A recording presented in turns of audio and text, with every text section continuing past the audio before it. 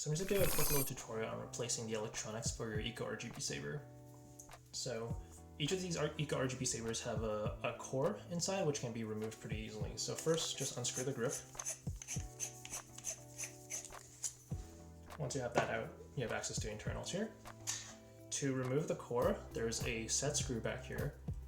This is a M4 set screw. And with the provided Allen key, if you don't have the Allen key, this is a M2 Allen key, which you can get from a hardware store. So just unscrew the chassis, or unscrew the retention screw all the way. So once you have that out, you can push this switch all the way inside the core itself. So I like to push it along the rim of the switch. So it just depresses in like that. Push the switch all the way inside the core.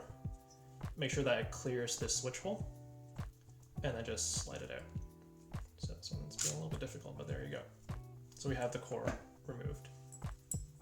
You can then just grab another core, slide it in, make sure that the switch lines up the switch hole, and then you just tighten the chassis retention screw at the back. So inserting that. And then screwing it in.